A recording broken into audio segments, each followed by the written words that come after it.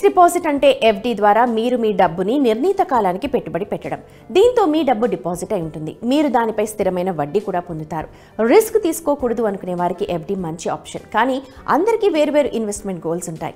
దానికి అనుగుణంగా మీకోసం సరైన ఎఫ్డిని ఎంచుకోవడం చాలా ముఖ్యం. నిజానికి అనేక రకాల ఎఫ్డీలు అందుబాటులో ఉన్నాయి. ఏ ఎఫ్డీలో ఇన్వెస్ట్ చేయాలనే నిర్ణయాన్ని, దానివల్ల కలిగే లాభ నష్టాలను అర్థం చేసుకున్న తర్వాత తీసుకోవాలి. కాబట్టి వివిధ ఎఫ్డీల గురించి చూస్తే ముందుగా రెగ్యులర్ ఫిక్స్డ్ డిపాజిట్ గురించి చెప్పుకుందాం. ఇది సాధారణ ఫిక్స్డ్ డిపాజిట్ పథకం. ఈ స్కీమ్ నిబంధనల ప్రకారం నెలవారీ, క్వార్టర్లీ, హాఫ్ ఇయర్లీ లేదా ఇయర్లీ ప్రాతిపదికన వడ్డీ తీసుకోవచ్చు. ఈ రకమైన ఎఫ్డీలో 7 డేస్ నుంచి 10 ఇయర్స్ వరకు డబ్బుని డిపాజిట్ చేసుకోవచ్చు. వడ్డీ రేటు బ్యాంక్ సేవింగ్స్ డిపాజిట్ కంటే ఎక్కువ. ఈ డిపాజిట్ పై లోన్, ఓవర్ డ్రాఫ్ట్ లాంటి ఫెసిలిటీస్ కూడా అందుబాటులో ఉన్నాయి. మెచ్యూరిటీకి ముందే డబ్బుని విత్డ్రా చేసుకోవచ్చు. అయితే ఇలా చేస్తే వడ్డీ తగ్గిపోతుంది. దానివల్ల నష్టం తప్పదు. మీరు పన్నుని ఆదా చేయాలనుకుంటే ట్యాక్స్ సేవర్ ఫిక్స్డ్ డిపాజిట్స్ ఇన్వెస్ట్మెంట్కు సరైన ఆప్షన్. దీనికి 5 ఇయర్స్ లాకిన్ పీరియడ్ ఉంటుంది. వడ్డీ రేట్లు సాధారణంగా ఎఫ్డీ లాగే ఉంటాయి, కానీ మెచ్యూరిటీకి ముందు దీని నుంచి డబ్బుని విత్డ్రా చేయలేరు. ఆదాయ పన్ను చట్టంలోని సెక్షన్ 80C కింద మీరు 1.5 lakh రూపీస్ వరకు పెట్టుబడులపై పన్ను మినహాయింపు ప్రయోజనాన్ని పొందొచ్చు. ఈ ఎఫ్డీపై వచ్చే వడ్డీపైన పన్ను ఉంటుంది. ఇక లోన్, ఓవర్ డ్రాఫ్ట్ లాంటి ఫెసిలిటీస్ అందుబాటులో ఉండవు. ఇక్కడ మరో రకమైన ఎఫ్డీ ఉంది. దీనికోసం మీరు బ్యాంకుకు వెళ్లాల్సిన అవసరం లేదు.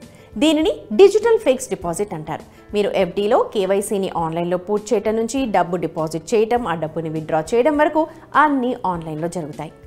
ఇప్పుడు రీఇన్వెస్ట్మెంట్ ఫిక్స్డ్ డిపాజిట్ గురించి చూద్దాం. దానిపై వచ్చే వడ్డీ ఫండ్లోనే మళ్ళీ పెట్టుబడి పెడతారు.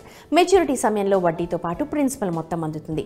ఈ విధంగా మీరు ప్రిన్సిపల్, రీఇన్వెస్ట్ చేసిన వడ్డీ రెండింటిపైన వడ్డీని పొందొచ్చు. సీనియర్ సిటిజన్ల కోసం ప్రత్యేక ఎఫ్డీ ఉంది. దీనిని సీనియర్ సిటిజన్స్ ఫిక్స్డ్ డిపాజిట్స్ అంటారు. ఇది సీనియర్ సిటిజన్స్ కంటే 60 ఏళ్లు పైబడిన వారికి ఉద్దేశించింది. ఈ ఎఫ్డీలపై వడ్డీ రేటు స్టాండర్డ్ ఎఫ్డీ కంటే 0.75% ఎక్కువగా ఉంటుంది.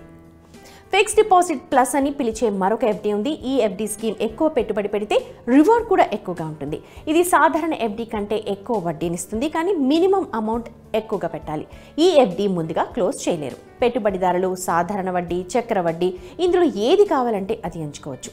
ఇప్పుడు ఆటో ఫిక్స్డ్ డిపాజిట్స్ గురించి మాట్లాడుకుందాం. ఈ ఎఫ్డీకి లాకిన్ పీరియడ్ ఉంటుంది. ప్రీ మెచ్యూర్ విత్డ్రాపై పెనాల్టీ ఉంటుంది.